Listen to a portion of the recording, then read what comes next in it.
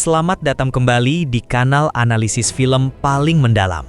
Hari ini, kita akan membedah secara tuntas salah satu rilisan horor paling dinantikan yang menggabungkan mitologi kuno Jawa dengan ketegangan modern. Penunggu Rumah, Buto Ijo 2026.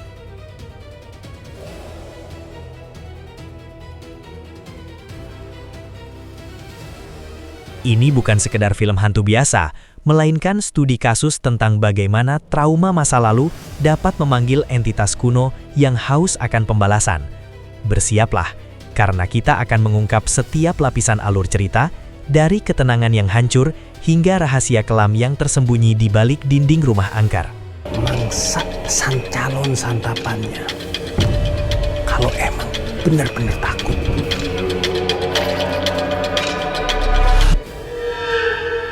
Fokus utama kita adalah Srini, seorang janda muda yang diperankan oleh Selin Evangelista.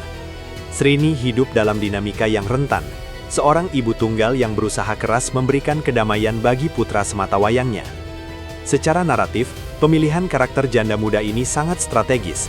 Ini menciptakan lapisan isolasi sosial dan emosional, menjadikannya target yang ideal bagi kekuatan supranatural. Tunjukkan diri lo! Hilang lo sekarang! Ketenangan yang ia cari di rumah barunya, atau mungkin rumah lamanya, adalah ilusi yang siap dihancurkan. Srini adalah arketipe ibu yang berjuang, namun dalam konteks horor, perjuangan ini seringkali diselingi oleh kesalahan masa lalu yang kini menuntut harga. Titik balik cerita ini, atau katalisator teror, adalah momen menjelang ulang tahun ke-6 sang anak. Dalam struktur horor, ulang tahun anak seringkali menjadi penanda penting, melambangkan kemurnian yang terancam, atau lebih gelap lagi, sebuah perjanjian yang jatuh tempo. 6 tahun bukanlah angka acak. Ia mungkin merujuk pada siklus waktu, atau bahkan usia timun mas dalam versi mitologi tertentu. Kedamaian mereka mendadak berubah menjadi mimpi buruk yang konkret, sebuah teror yang memiliki jadwal. Analisis kami menduga bahwa ulang tahun ini adalah tenggat waktu yang ditetapkan oleh Buto Ijo dalam perjanjian yang dibuat bertahun-tahun sebelumnya. Dan disinilah Buto Ijo muncul. Sosok raksasa menyeramkan ini bukan lagi sekadar legenda yang diceritakan di buku dongeng. Film ini menjanjikan visualisasi Buto Ijo yang menakutkan, entitas yang secara fisik mengancam. Analisis visual menunjukkan bahwa Buto Ijo dalam film ini berfungsi sebagai personifikasi dari ketakutan primal. Ia adalah bayangan gelap yang diproyeksikan oleh rahasia rumah itu sendiri, atau lebih spesifik, rahasia yang dibawa oleh Srini. Perlu dicatat, Buto Ijo tidak hanya menghantui, ia menampakkan diri, menunjukkan intensitas dan tujuan yang jelas. Kalau emang benar-benar takut.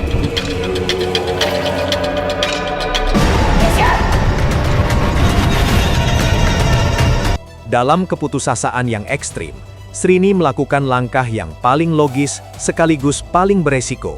Ia menghubungi mantan kekasihnya, Ali. Pemilihan Ali sebagai karakter penyelamat sangat modern dan cerdas. Ali kini adalah seorang konten kreator horor uji nyali. Ini adalah metafora yang kuat. Film ini mengomentari budaya horor kontemporer, di mana teror diubah menjadi komoditas, menjadi tontonan. Ali setuju membantu, bukan murni karena cinta, melainkan karena kesulitan ekonomi. Motif ganda ini menambahkan kompleksitas pada karakternya. Apakah ia pahlawan, atau hanya oportunis? Kebutuhan finansial Ali membuatnya rentan, dan membenarkan keputusannya untuk masuk ke dalam bahaya ekstrim, menjadikannya karakter yang sangat relevan dengan realitas modern. Seriusan? Buto Ijo ini bisa mangsa sang calon santapannya. Kalau emang benar-benar takut. Ali tidak datang sendiri. Ia ditemani adiknya, Lana. Lana kemungkinan besar mewakili pandangan skeptis generasi muda atau berfungsi sebagai korban potensial yang meningkatkan taruhan emosional bagi Ali. Bersama-sama, mereka membawa perlengkapan modern, kamera, sensor, dan peralatan rekaman, mencoba mendokumentasikan teror kuno ini. Kontras antara teknologi canggih dan mitologi buto ijo yang berusia ratusan tahun adalah inti dari daya tarik film ini. Mereka datang mencari konten, tetapi menemukan kenyataan yang jauh melampaui kemampuan kamera mereka. Pada awalnya, teror yang mereka alami mungkin masih dalam batas-batas konten horor yang biasa Ali rekam. Suara, bayangan, atau gangguan elektromagnetik. Namun, alur cerita segera menunjukkan pergeseran drastis. Ini bukan sekadar gangguan hantu biasa. Ini adalah lingkaran teror yang jauh lebih mengerikan, karena entitas yang mereka hadapi memiliki agenda yang sangat spesifik dan personal. Film ini dengan cepat meningkatkan taruhannya, memastikan penonton tahu bahwa buto ijo memiliki tujuan yang lebih besar daripada sekadar menakut-nakuti.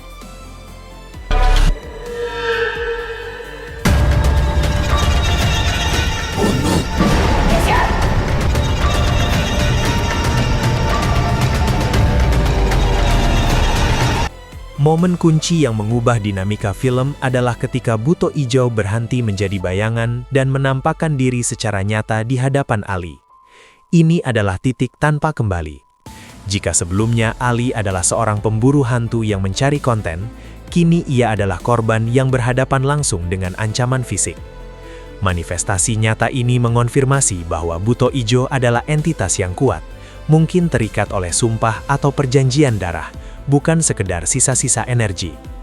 Ketakutan Ali yang semula didasarkan pada profesionalisme, kini menjadi ketakutan pribadi yang mendalam. Alur cerita ini memaksa Srini, Ali, dan Lana untuk tidak hanya bertahan hidup, tetapi juga untuk mengungkap kebenaran yang mengerikan. Apakah mereka akan berhasil mengalahkan buto ijo dengan kamera? Ataukah mereka harus kembali pada ritual kuno yang disarankan oleh Indra? Pertarungan ini menjadi pertarungan antara sains dan spiritualitas, antara modernitas dan tradisi. Dan seringkali, dalam horor Indonesia, tradisilah yang memiliki jawaban yang paling brutal. Ketegangan ini akan mencapai puncaknya saat Srini harus menghadapi pilihan yang mustahil. Apakah ia akan mengorbankan rahasianya atau anaknya? Secara keseluruhan, Penunggu Rumah Buto Ijo 2026 menjanjikan alur cerita yang padat, dibangun di atas fondasi legenda rakyat yang kuat, namun disajikan dengan pacing dan ketegangan horor modern. Film ini bukan hanya tentang teror fisik, tetapi juga tentang beban moral dan pengorbanan yang harus dilakukan seorang ibu untuk melindungi anaknya dari warisan kelam yang ia ciptakan atau warisi. Film ini berfungsi sebagai pengingat bahwa beberapa hutang tidak dapat dibayar dengan uang, melainkan dengan jiwa. Itu dia, bedah alur cerita mendalam kita untuk Penunggu Rumah Buto Ijo 2026. Apakah Anda siap menghadapi raksasa hijau ini? Beritahu kami di kolom komentar. Apa teori Anda tentang rahasia kelam Srini? Jangan lupa like, share, dan subscribe untuk analisis film horor Indonesia lainnya yang tak kalah mendalam. Sampai jumpa di video berikutnya. Seriusan?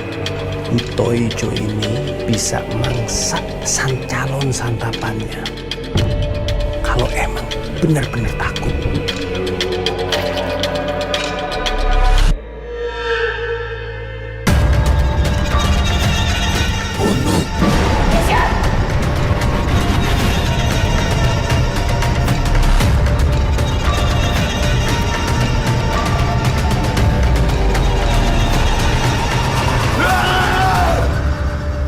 Tunjukkan diri lo! Hilang lo sekarang! Tunjukkan diri lo! Hilang lo!